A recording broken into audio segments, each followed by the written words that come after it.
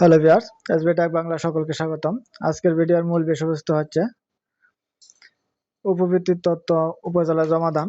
আমরা উপবৃত্তির তথ্য এন্ট্রি দিতেছি, সেই উপবৃত্তির তথ্যগুলো শিক্ষার্থীদের তথ্যগুলো উপজেলায় জমা দিতে হবে। তো উপজেলায় জমা দিতে কিভাবে জমা দিতে হবে সেই প্রসেসটুকু আজকে আমি দেখাবো। তো প্রথমে আমি একটি ব্রাউজার ওপেন করে নিব। আমি ব্রাউজারটা ওপেন করে নিলাম, গুগল ক্রোম ব্রাউজার। এখন সার্চ বারে আমি লিখব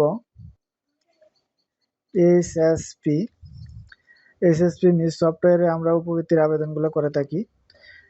এখন আমি এসএসপি মিস এখানে আমি ক্লিক করব।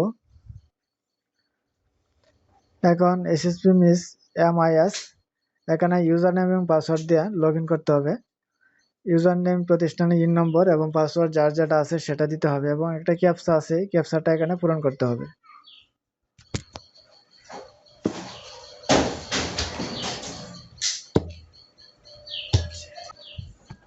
আমি ক্যাপচাটা পূরণ করলাম, এখন লগ ইনে ক্লিক করব। এখন আমার মোবাইলে একটি ওটিপি আসছে, সেই ওটিপিটা এখানে বসাতে হবে।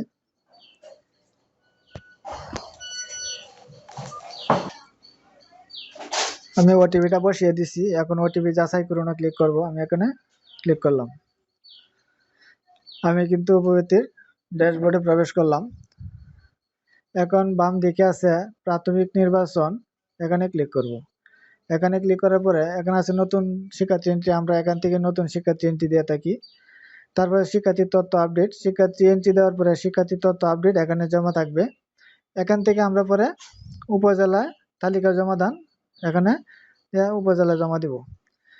যদি অর্ধেক কাজ করার পরে যদি কারেন্ট চলে যায়, তাহলে শিক্ষার্থীর তালিকার কসরা এখান থেকে আবার ওপেন করে বাকি কাজটুকু করা যায়। তা আমি এখন উপজেলায় জমা দিব, কিভাবে জমা দিতে হবে সেটুকু আমরা দেখি। উপজেলা তালিকা জমা দান এখানে ক্লিক করব।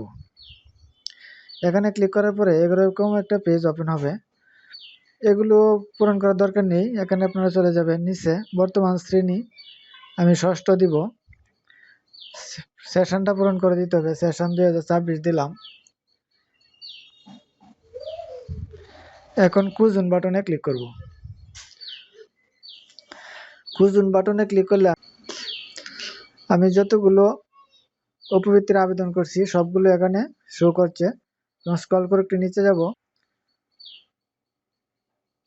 এখানে কিন্তু সবগুলি শো করছে। যে আমি আগে উপজেলা আরো পাঠিয়ে দিয়েছি, এখন 10টা আছে, 10টা এখন পাঠাবো। কিভাবে পাঠাতে হবে, যদি আপনারা সিলেক্ট করে করে পাঠান, যে আমি সিলেক্ট করে করে পাঠাবো, তাহলে সিলেক্ট করে পাঠাতে পারেন। আর যদি মনে করেন সবগুলো পাঠাবেন, সেটুকুও পাঠাতে পারবেন। সবগুলো যদি একসাথে পাঠান তাহলে যে এখানে ক্লিক করতে হবে। এখানে ক্লিক করলে কিন্তু আমার সবগুলো সিলেক্ট হয়ে গেছে। আমার কিন্তু সবগুলো সিলেক্ট হয়ে গেছে, সবগুলো সিলেক্ট হয়ে গেছে। সবগুলো সিলেক্ট হওয়ার পরে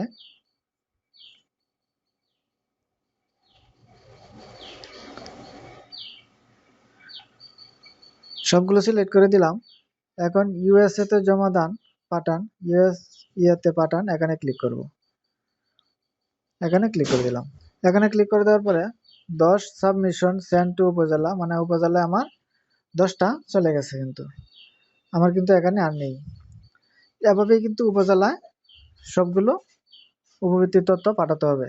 আপনারা যদি মনে করেন যে আমার উপবৃত্তি এন্ট্রি দেওয়া হয়ে গেছে, উপবৃত্তি এন্ট্রি দেওয়াই শেষ না, উপজেলা জমা দিতে হবে। উপজেলা জমা দেওয়ার আগ পর্যন্ত কিন্তু কাজ শেষ না।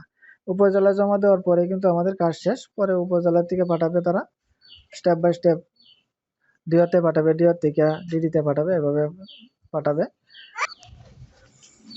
হ্যালো ভিউয়ার্স, আজকের ভিডিওটা এ পর্যন্তই। কিভাবে উপজেলায় উপবৃত্তির তথ্যগুলো পাঠাতে হবে সেটুকুই দেখানোর ছিল। আমার চ্যানেলে নতুন থাকলে চ্যানেলটা সাবস্ক্রাইব করে রাখবেন, যাতে পরবর্তী ভিডিও আপলোডের সাথে এত নোটিফিকেশন পেয়ে যান। তো আজকে এ পর্যন্তই। ওকে, থ্যাংক ইউ, ধন্যবাদ।